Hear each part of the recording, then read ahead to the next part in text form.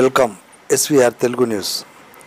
కరీంనగర్ జిల్లా BJP party MP అభ్యర్థిగా పోటీ చేస్తున్న రాష్ట్ర బీజేపీ అధికార ప్రతినిధి బండి సంజయ్ రోడ్ షోలో భాగంగా గంగాధర మండల కేంద్రానికి వస్తున్న సందర్భంగా గంగాధర మండలం కురిక్యాల గ్రామ బస్టాండ్ చౌరస్తా నుంచి గంగాధర మండల కేంద్రం వరకు పెద్ద ఎత్తున బీజేపీ కార్యకర్తలు నాయకులు స్వాగతం పలికి బైక్ ర్యాలీగా బండి సంజయ్ను గంగాధర చౌరస్తా వరకు తీసుకొచ్చారు. అనంతరం బీజేపీ ఎంపీ అభ్యర్థి బండి సంజయ్ మాట్లాడుతూ దేశంలో బీజేపీ అధికారంలోకి వస్తేనే అన్ని రంగాల్లో అభివృద్ధి చెందుతాయని, అదేవిధంగా నరేంద్ర మోడీ పరిపాలన వైపు ప్రజలు ఎంతగానో ఆసక్తిగా ఉన్నారని, ప్రపంచ దేశాల్లోనే మన చరిత్రను చాటి చెప్పారని తెలియజేశారు. ఎలాంటి ప్రలోభాలకు లొంగకుండా బీజేపీ పార్టీకి ఓటేసి అత్యధిక మెజార్టీతో గెలిపించాలని తెలియజేశారు.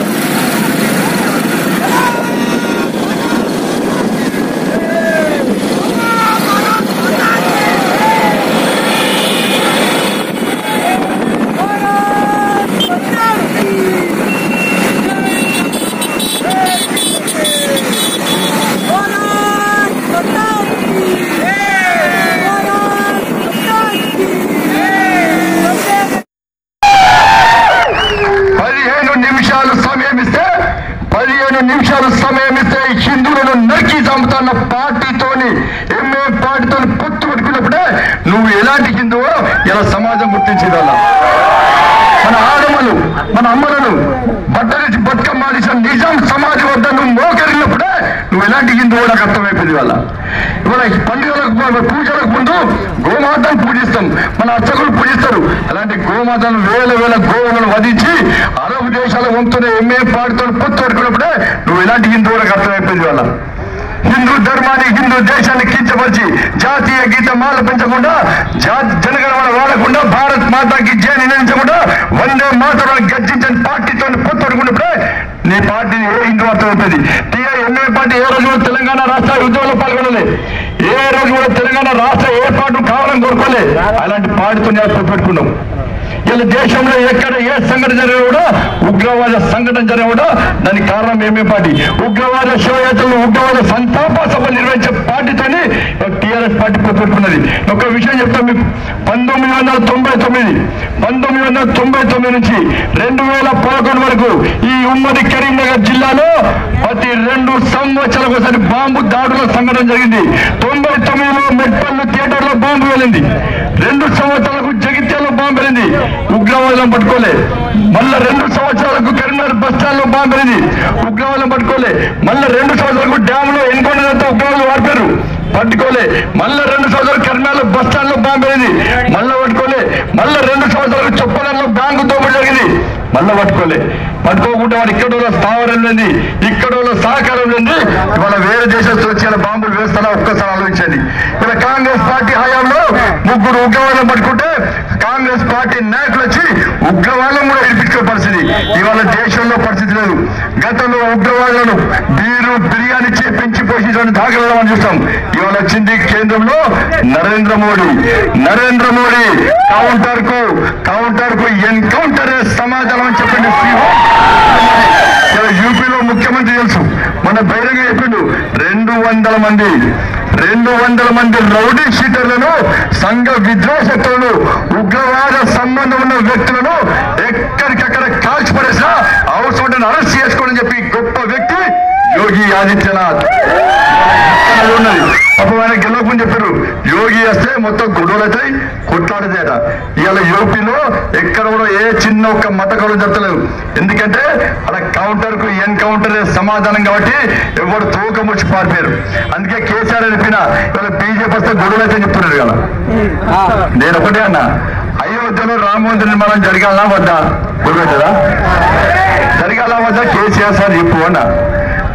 జమ్మూ కాశ్మీర్ లో మన హిందువులు ఊచకొద్ద వస్తున్నారు, 370 ఆర్టికల్ తీయాలా వద్దా? మాట్లాడు. కాశీ మధుర విషయంలో నీ ఆలోచన చెప్పిన మాట్లాడారు. కాబట్టి దయచేసి విద్యార్థి యువకులారా, ఈ ఎన్నికలు ప్రతిష్టాత్మకం. ఇవాళ మనందరం కష్టపడి వాళ్ళ ఎన్నికలు గెలవాలి. వాళ్ళు చాలా మంది ఓటు బ్యాంక్ మారారు. వాళ్ళందరూ ఓటు బ్యాంక్ మారి మన ఓటు బ్యాంకు దమ్మేందుకు వాళ్ళు తెలియదు. వాళ్ళ మళ్ళా కొట్టుతున్నారు. మళ్ళా కొట్టి కరీంనగర్ పార్లమెంట్ లో బండి సంజయ్ గెలుస్తాడు, మళ్ళా వీడు గెలిస్తే మళ్ళీ కాషాయ జెండా అంటాడు. కాబట్టి కాషాయ జెండాకి ఇక్కడ అవకాశం లేదు, మళ్ళా పచ్చ జెండాని ఎగరాలి, పచ్చ జెండాకి అవకాశం ఇవ్వాలి. మీరందరూ ఒక్కటి గాని చెప్పి మసీదుల కేంద్రంగా, మదర్సాల కేంద్రంగా ఉపన్యాసాలు ఇచ్చి ముస్లింలు రెచ్చగొట్టి వల్ల వాళ్ళ బీజేపీని ఓడగొట్టే ప్రయత్నం చేస్తున్నారు. ఇది చాలా ప్రతిష్టాత్మకమైన ఎన్నికలు. మనందరము ఇంట్లో కూర్చుంటే ఏ జెండా ఎగరాలో ఆ జెండా ఎగురుతుంది. ఒక్కసారి ఆలోచండి, మన కరీంనగర్ పార్లమెంట్ పరిధిలో కాషాయపు జెండాకు స్థానం ఇద్దామా, రంగురంగుల జెండాకు స్థానం ఇద్దామా, ఇప్పుడు వేరే జెండాకు స్థానం ఇద్దామా? బాడీలోకి వెళ్ళి రక్తం వెళ్ళలే, బాడీలోకి వెళ్ళి 73 బుల్లెట్లు వెళ్ళినాయి. అటువంటి గొప్ప వ్యక్తి జితేందర్ రెడ్డి, మా రామన్న, గోపన్న, మా మోసన్ గౌడ్, రవీందర్ రావు, అందరు ఇలాంటి వ్యక్తులు అందరూ కూడా మాకు స్ఫూర్తి పదార్థ. మేము భగత్ సింగ్ చూడలే, తాత్యా తోపు చూడలే, శివాజీ చూడలే, అంబేద్కర్ చూడలే, ఎవరు చూడలేము. కానీ వాళ్ళని స్ఫూర్తిగా తీసుకొని మా కార్యకర్తలు ఆత్మ బలిదానం చేశారు. అలాంటి కార్యకర్తలు ఏదైతే లక్ష్యం కోసం, ఏదైతే ఆశయం కోసం పనిచేసి ప్రాణత్యాగం చేశారో వారి ఆశయాన్ని నెరవేర్చడానికి, వాళ్ళ లక్ష్యాన్ని చేరుకోవడానికి భారతీయ జనతా పార్టీ కార్యకర్తలుగా ప్రతిరోజు ఆ జెండా ఎత్తుకొని పేద ప్రజల కోసం, సమాజం కోసం గల్లీ గల్లీ, గడప గడపకు దేశం అంతా తిరుగుతూ ఒక సమాజ సంఘటితం కోసం, ఒక శక్తివంతమైన భారతదేశ నిర్మాణం కోసం మాత్రమే మేము ప్రయత్నం చేస్తున్నాం.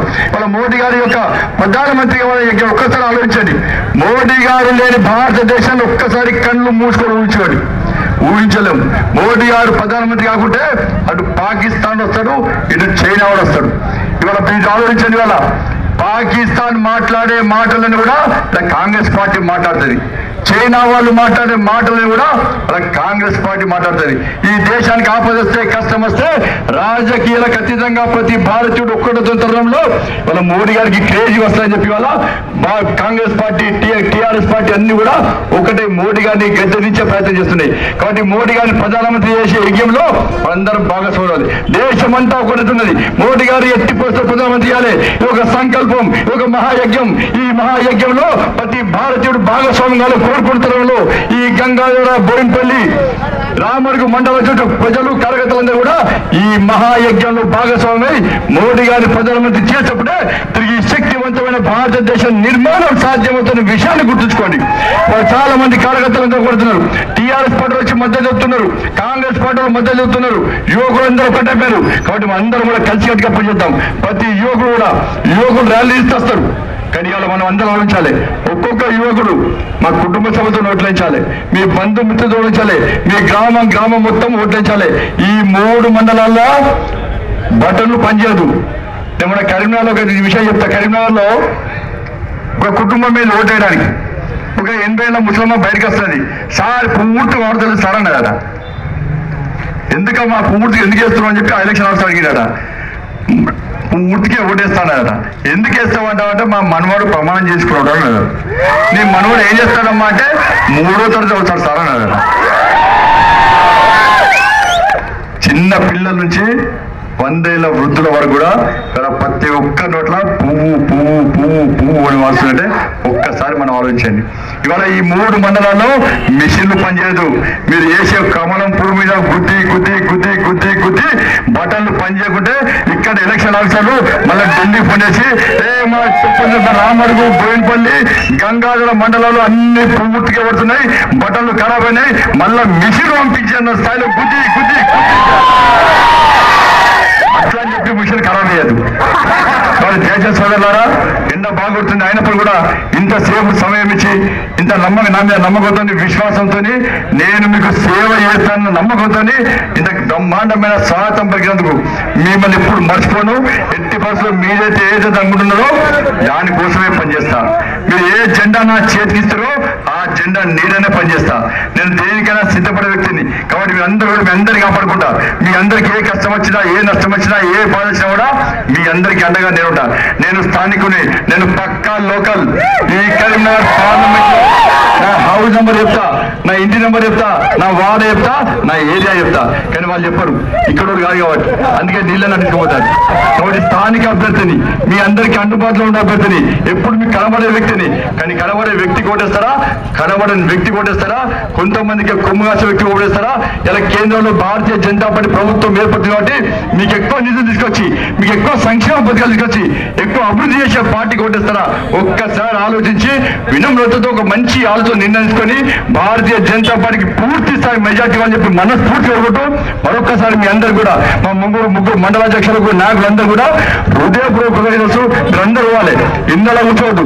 అందరూ కూడా ప్రతి ఇంటికి పోవాలి, ప్రతి ఇంటికి కరపత్రం ఇవ్వాలి, ప్రతి ఇంటికి స్టిక్కర్ ఇవ్వాలి, ప్రతి గడప రొక్కాలి, ప్రతి అమ్మను, అక్కను, అన్నను, నాన్నను తట్టాలి. అమ్మ ఒక్కసారి పూర్తిగా అవకాశం అని చెప్పి అందరినీ వేడుకోవాలి.